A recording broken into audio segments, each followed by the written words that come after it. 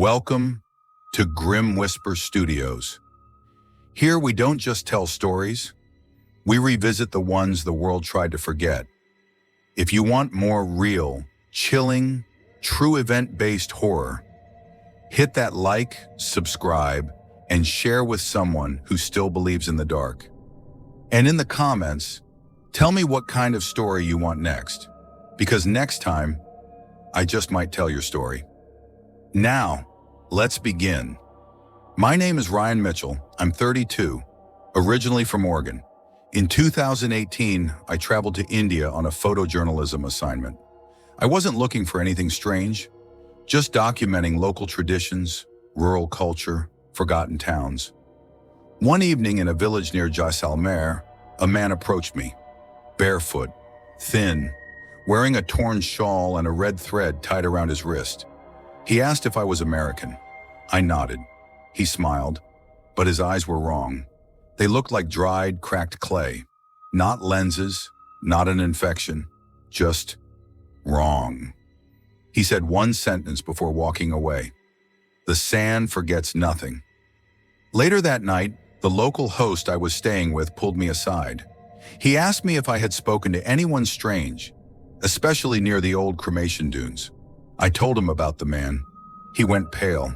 He told me in a hushed voice, "That man isn't alive. You met a tantric's echo."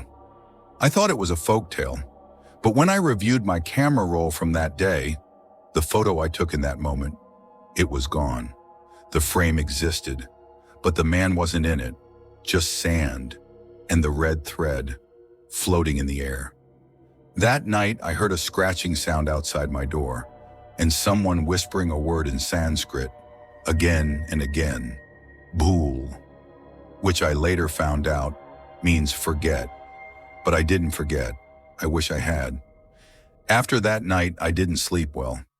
Every time I closed my eyes, I heard that whisper, bhool, bhool, bhool.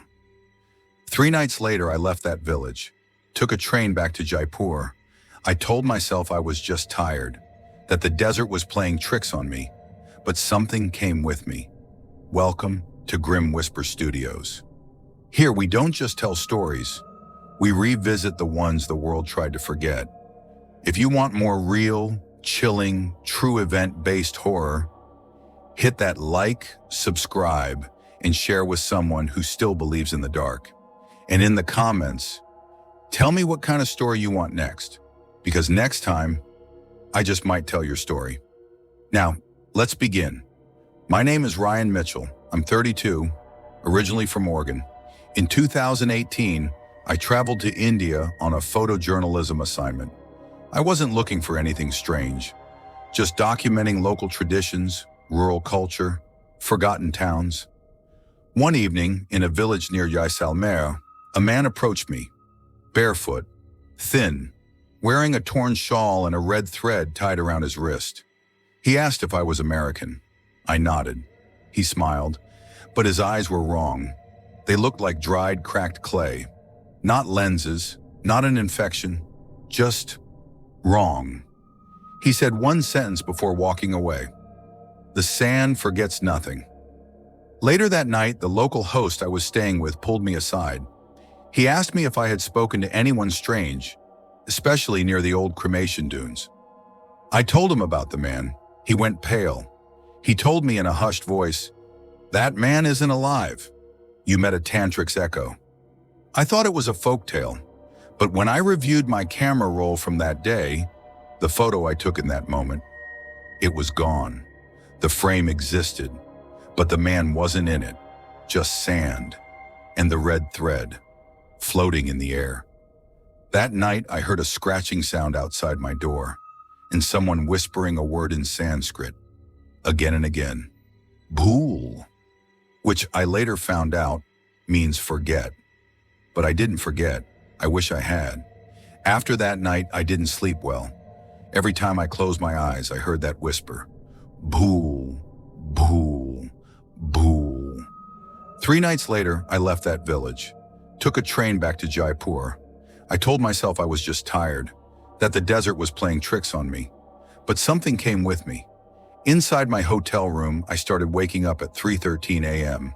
Every night, same time, no dreams, just a pressure in the air, like something was standing near me, but refusing to be seen. The fourth night, I woke up and saw handprints. Not bloody, not dirty, just dry, on the mirror, the windows, even the inside of my suitcase, like hands made of dust had touched everything. I packed everything and booked a flight home. When I landed back in Oregon, things felt normal for a few days, until I noticed something wrong in my bathroom. On the mirror, barely visible, written in what looked like smeared ash, was a word. Yad. I had to Google it. It means, remember. I tried scrubbing it. It wouldn't come off. I replaced the mirror. Next night, the word was back. Different mirror. Same message. That's when I realized it wasn't written on the glass. It was inside it. The word inside the mirror, Yad, started showing up on reflective surfaces all over the house. Windows, laptop screen, even the glass of my wristwatch. Always faint, always from the inside, but only at night. I brought a local Indian friend, Rohan, who grew up around these stories. I thought maybe he'd laugh it off. He didn't. He didn't even touch the mirror. He just stared at it and whispered something under his breath. Then he looked at me and said, very quietly, "You brought it back. A tantric curse doesn't end where your flight lands." I asked him what he meant. He said sometimes, when a spirit is left behind after an incomplete ritual, it needs a vessel, and memory is the perfect container, because it can't be destroyed. I didn't understand what he meant until I started seeing myself where I shouldn't be, in a reflection, but not matching my movements. I'd blink, the reflection didn't. I'd look down, he'd keep staring. One night I filmed it on my phone. I set my phone down, camera facing the mirror, hit record, and left the room. When I played it back, my reflection stood there, still, not blinking, even after I'd walked away. And then it smiled. Only, I never smiled. The night after the smile, I covered every mirror in the house. Blankets, paint, even tape.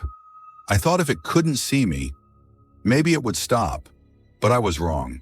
That same night I heard scratching, not from a window, from inside the walls. And then the whispering returned, but it wasn't saying pool anymore. It was saying my name. Ryan, Ryan, Ryan. I called Rohan again, begged him to come over. When he walked in, he stopped at the hallway and froze. He asked if I had burned anything recently. I said no. He pointed at the floor, and I saw it. A line of ash, thin, perfect, leading from my bathroom mirror to the front door. Rohan told me one last thing before he left. Some curses don't haunt places, they haunt choices. He handed me something wrapped in cloth, a small copper plate with Sanskrit carved into it, a protection yantra. He told me to place it near where I saw the word Yad last. That night I did as he said. I placed the plate near my bedroom window. I barely slept. Around 3:13 a.m., I woke up to a sound I still can't describe, like glass shattering, but in reverse. When I opened my eyes, the window wasn't there anymore. Just an open desert, wind blowing, sand swirling, and the man with the clay eyes standing in it. He wasn't smiling this time. He just raised his hand and pointed behind me. I turned slowly, and I saw myself, but older, eyes black, skin dry, no expression, and he whispered, "You were warned. The sand forgets nothing." Then everything went black. I woke up on the floor, the desert, the window, the reflection, gone. But something had changed. My room smelled like smoke, old burnt incense, and the mirror, the one I had covered completely, was uncovered again. The cloth was folded neatly on the floor. I stood up, and for a second, I swore the mirror was just normal, until I looked closely. My reflection was looking back, but this time, it wasn't me anymore. Same face, same body, but the eyes, they were clay, cracked, dry, hollow. And then it blinked, slow, and whispered, "You remembered." The lights went out. Every surface in the room began reflecting something. My phone screen, my watch, the glass frame on the wall. All of them showed different versions of me, crying, screaming, staring, one by one. They began mouthing the same word, pool, pool, pool. I closed my eyes. I didn't want to see anymore. I grabbed the copper plate Rohan had given me and held it tight. I whispered, "I'm sorry. I didn't mean to see it. I didn't mean to bring it back." Silence. Then, one last whisper came, not from the room, not from the mirror, from inside me. "But now, you are it." The ash returned the next morning. This time it formed a circle around my bed. I haven't slept properly since. I tried breaking every mirror in the house. I moved. New city, new apartment. No glass, no reflection, no memory. But last week someone sent me a photo on Instagram. It was a selfie taken in Jaisalmer. Behind them, faintly visible, was a figure, thin, shawl over his shoulders, and cracked, clay-colored eyes.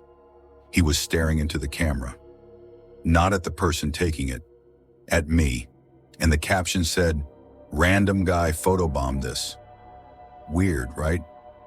I deleted my account the same day, but I know it's too late, because now, every night, when I breathe onto any surface, a single word appears in the fog.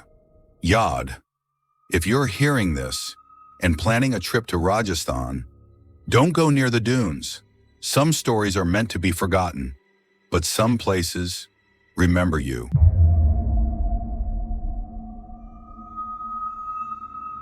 My name is Kyle. I'm from Oregon, and this happened in the summer of 2016 when I was 19. I went on a weekend camping trip with two of my closest friends, Jake and Ryan. We just graduated, wanted to do something old school before we all went our separate ways.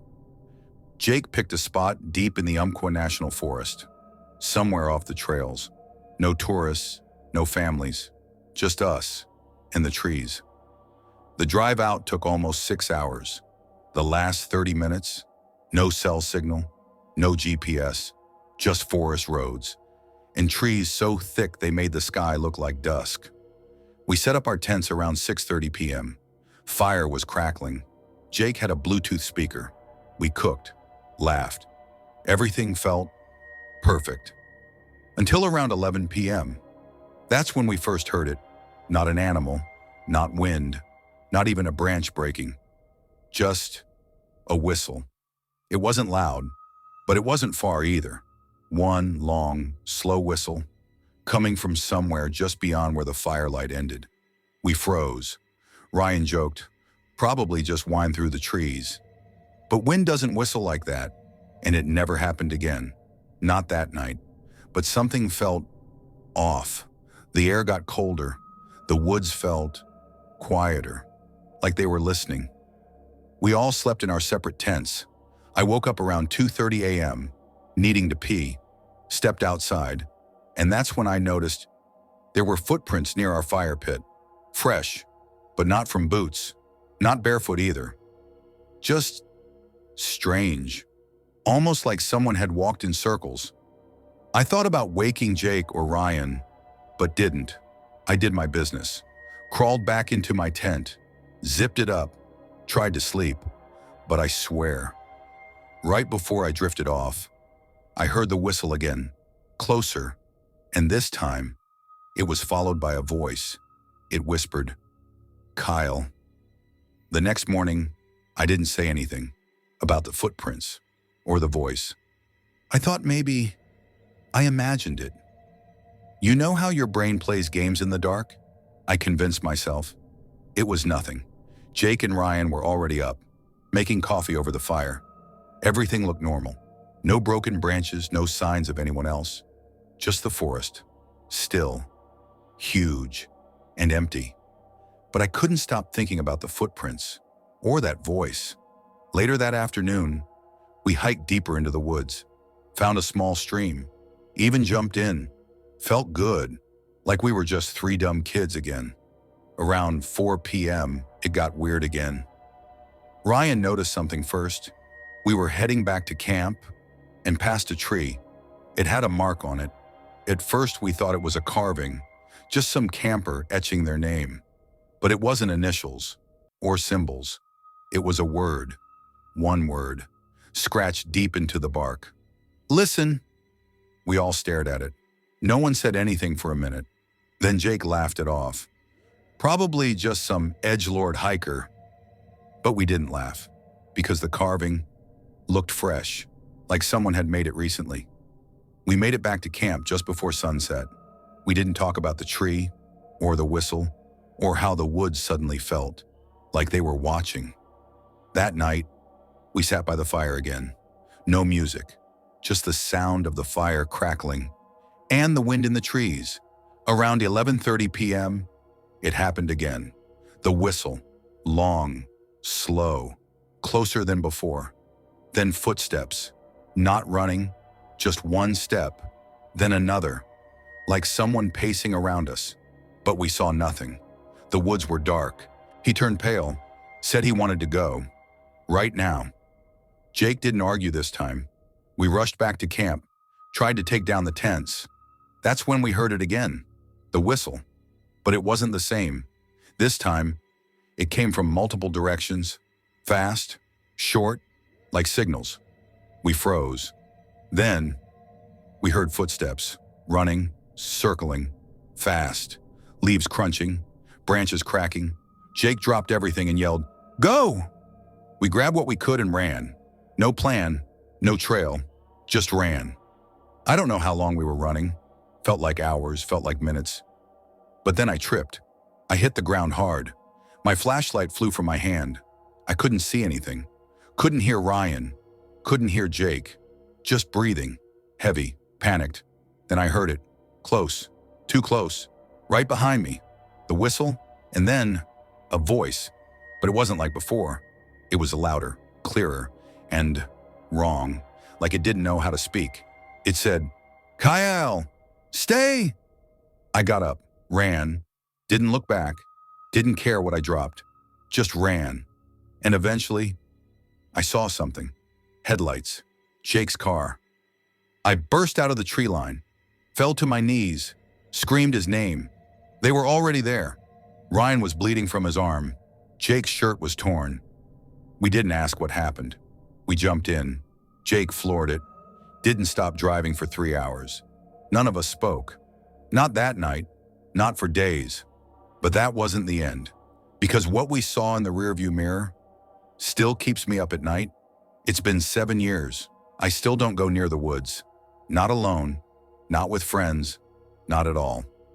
After that night, things were never the same. We left Oregon the next day. No one told our families the truth. We didn't file a report. We didn't call the Forest Service. We just ran from it. Mentally, physically, completely. But it didn't run from us. The first night back, I couldn't sleep. I kept hearing it. In my head, in the wind, in the walls. That whistle. Not loud, not constant. Just there. Right when I was about to fall asleep. Jake called me 2 days later. He asked if I was sleeping okay. Said he'd heard his name whispered in his backyard. I laughed, said, "You're just stressed." But I knew what he meant. Because I had heard mine too. Ryan refused to talk about it. He blocked our numbers, deleted his socials, moved to Arizona. We haven't heard from him since 2018. But last year, Jake sent me a photo. It was a tree, somewhere near his parents' cabin, carved into the bark, in deep, jagged letters, Kyle. No explanation, no caption, just the photo. He died 2 weeks later, hiking alone, in a different forest. Coroner said it was an animal attack, but they never found the animal, or his eyes. I've changed my number, moved cities, deleted every post from that summer. But sometimes, even now, I'll wake up in the middle of the night, the room cold, the air heavy, and I'll hear it. Whistle, then, Kyle, sometimes outside my window, sometimes behind my shower curtain, sometimes right behind me. So number, it didn't end in the woods. And this isn't a story about camping. It's a story about calling something that doesn't stop calling back. So if you're ever out there in the middle of nowhere and you hear a whistle, don't answer, don't speak, and whatever you do, don't turn around. This was Kyle. If you're watching this, don't camp there. Ever. Camp 2. My name is Lauren. I'm from Montana. This happened in 2019, and I haven't camped since. I was with my boyfriend at the time, Daniel. We'd been dating for 2 years, wanted to get away from people, from phones, from the internet, just us in the woods. He picked a spot about 3 hours outside Missoula, near a river, totally off-grid. No reception, no rangers, just trail markers and word of mouth. He said it was a hidden gem, but something about the name stuck with me. Locals called it Black Hollow Creek. The hike in was quiet, too quiet. No birds, no wind, just tree and stillness. We reached the campsite around 6 p.m., set up our tent near the river bend, started a fire, cooked some food, shared a few laughs. But I remember feeling uneasy, like something was watching, listening. Around 9:30 p.m., Daniel said he needed to pee, walked into the trees behind us. I waited and waited, nearly 15 minutes. Then I called out, "Daniel?" No answer. I got up, started walking in the direction he went. That's when I heard it. Not him, not footsteps, just breathing, heavy, right behind me. I turned around. No one there. Then suddenly, Daniel came walking out from the other side, completely opposite of where he went in. I asked him, "Were you behind me just now?" He shook his head, said number, said he came straight back. We sat by the fire, tried to brush it off, but I couldn't shake the feeling that something had been standing behind me. And when we got into the tent that night, I swear, just as I zipped it closed, I saw a shape, a tall, dark figure, standing at the tree line, still, unmoving. Then it stepped out of sight. That night, I barely slept. I kept hearing sounds outside the tent. Small things at first, twigs cracking, leaves shifting, but nothing big enough to be an animal. Around 2:30 a.m., I felt it. Not a noise, not movement. Breath, warm, slow, just inches from the tent wall, right where my head was. Daniel was asleep beside me, snoring lightly. I froze, didn't make a sound. And then it exhaled again, longer this time, like it knew I was listening. I slowly reached for my phone. No signal, no light, battery nearly dead. I didn't dare unzip the tent, didn't even want to blink. The breathing continued, for what felt like forever. Then, silence. I waited 5 more minutes before whispering, "Daniel, wake up." He groaned, rolled over. I didn't sleep again that night. In the morning, I checked the area outside the tent. The grass was pressed down, like someone had been kneeling there, right where I heard the breath. Daniel shrugged it off, said maybe a deer. But deer don't breathe that slow, that steady. They don't wait, they don't whisper. We went for a short hike to shake it off. Didn't go far, just followed the river upstream. That's when I noticed it. About 50 feet off trail, there was a clearing, small, circular, and wrong. The ground was flattened, not like from campers, but like something had been lying there, over and over again. In the middle, a pile of small bones, clean, arranged in a spiral. Daniel didn't see it at first. When he did, he stopped talking. Didn't even take a photo, just said, "We should leave tomorrow." Early, I nodded, but deep down, I knew we should have left now. Back at camp, something felt different. Not the air, not the light, the silence. It wasn't quiet anymore. It was heavy, like something was waiting for dark. We didn't speak much that evening, just sat by the fire, let it burn low.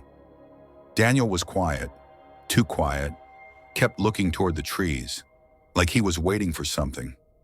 Around 10:45 p.m., we both heard it, a single rock, landing in the center of our campsite, not tossed, dropped, no wind, no animal, just a small rock that hadn't been there a second earlier. Daniel stood up fast, spun around with the flashlight. Nothing, just trees and dark. Then another rock, from the other side. He yelled out, "Who's there?" Silence. We put out the fire, went straight into the tent. Didn't bother changing, just zipped it closed and lay there, frozen. No phones, no weapons, just two terrified people in a nylon bag. At first, nothing, only wind in the leaves. Then, footsteps, software, padded, slow, circling. They weren't heavy, but they were intentional. One step, pause, another step. Then, scratching right along the back of the tent. Fingertips, dragging, not claws, not twigs, fingers. Then it stopped. We held our breath. I swear I felt my heartbeat in my ears. Then suddenly, something pressed against the tent wall. Hard, right where Daniel's shoulder was, like a hand or a face, leaning in. He didn't move, didn't speak, but I heard him whisper, "It's not walking anymore." I didn't ask what he meant, didn't want to know. And then came the worst part, a voice, right outside the tent, calm, flat, wrong. It said, "There's no one left but you two." I grabbed Daniel's hand. He was shaking. So was I. We didn't sleep. We didn't blink. Just waited. And eventually, morning came. But the fear didn't leave, because outside the tent, we found a gift, a small pile of dirt, stacked carefully. On top of it, a tooth. We didn't pack. We just left. Left the firewood. Left the tent. Left everything. We didn't even look back at the river. Daniel held that flashlight like a weapon, but it didn't matter. Whatever was out there, it didn't need light. We hiked in silence. 6 miles, no trail markers, just instinct. Somewhere behind us, we both knew. It was still walking. We made it back to the car around 8 a.m. Still no signal. We drove, fast, windows down, music up, anything to drown it out. But silence followed us. 2 days later, Daniel started sleepwalking. His mom found him outside one night, standing barefoot in their backyard, facing the woods, not moving, not speaking, just standing. He didn't remember it the next morning, but I did, because the same night, I woke up to a whistle outside my window, low, slow, exactly like in the forest. I live on the 3rd floor. Over the next few weeks, we stopped speaking. Daniel changed, started twitching, started hearing things. He said, "It's in the static now." I didn't ask what he meant. I didn't want to know. He was last seen walking into Flathead National Forest, alone. Search teams found his phone and one of his shoes, nothing else. That was 4 years ago. Sometimes I hear him. Sometimes I hear the breathing. Sometimes I feel the pressure on my tent wall, even though I'm in my own bed. I don't camp anymore. I don't hike. I don't go near trees. And if I do, and it ever gets too quiet, and you feel the air get colder, leave, because sometimes the forest doesn't want you to leave, and sometimes it follows you home. This was Lauren. If you hear a voice near your tent, don't answer. Camp 3. My name is Ethan. This happened in 2015 in northern Alberta, Canada. I was 21. A few college friends and I decided to go camping for the weekend. Just 3 of us, me, Chris, and Devin. Devin knew this isolated forest area through his uncle. No campgrounds, no other hikers, no cell towers, completely off-grid. We brought our own tents, food, even a flare gun, just in case. The plan was simple: get lost in nature, disconnect, recharge. We arrived late afternoon. The drive-in was rough, muddy dirt road, almost no signs, and trees so thick they blocked the sun by 6 p.m. We hiked about an hour in before we found a small open patch near a dried-out creek. No paths, no trash, no fire rings. It was untouched. Chris said, "This is perfect. No people, no noise." He was wrong about the second part. The first night was uneventful. Normal stuff: campfire, dumb stories, cheap beer. We crashed around midnight. I fell asleep listening to owls in the distance and the sound of wind moving through pine needles. But around 3 a.m., I woke up, not from a sound, from a feeling, like I wasn't alone. I sat up slowly, unzipped my tent just a few inches, looked out toward the fire pit. Nothing. Then I turned my head slightly, and I swear, there was someone standing near the trees, just past the light from the dying fire, not moving, not saying anything, just standing. I froze, watched for at least 30 seconds. Then, the figure took a step back and vanished into the trees. I didn't sleep again that night. The next morning I told the guys. Chris laughed it off. Devin didn't. He looked at me and said, "You sure he walked away? Not toward us?" We tried to play it cool the next day. Devin said it was probably a poacher or a hunter passing by, but poachers don't just stand and watch, and they don't show up in the middle of nowhere without a sound. By afternoon, it started getting windy. We couldn't hear much beyond the rustling trees. We stayed close to camp, built the fire earlier. Tents zipped, food sealed, everything by the book. But I still felt it, that pressure, like the forest had changed. Around 9:30 p.m., Chris stepped away to pee, took the flashlight, went maybe 20 feet behind the tents. We kept talking, me and Devin, until we heard him scream, loud, panic in his voice. We bolted toward the sound. Chris was on the ground. He'd tripped over something. We helped him up. He looked pale, shaken. He said, "Someone just whispered behind me." Devin asked, "What did it say?" Chris stared at us, eyes wide, voice low. "It said my name." We searched around with flashlights. Nothing. No footprints, no animals, no gear missing. But when we got back to the campfire, something was different. Near the edge of the site, a tree had a deep scratch on it, vertical, clean, fresh. It hadn't been there earlier. And below it, half buried in leaves, a boot print, not ours, too big, and barefoot inside it. That night, we all slept in one tent. Devin stayed awake with a knife in his hand. Chris whispered every hour, "Did you hear that?" I didn't want to answer, because I did hear it. Leaves, branches, breathing, circling us. And just once, something brushed the tent fabric from the outside. But we didn't move, didn't unzip it, didn't speak, because we knew, whatever it was, it didn't want to come in. It wanted us to come out. We left the tent around 7 a.m. No one had really slept. Devin looked dead silent. Chris was shaking. I didn't ask how long they'd been awake.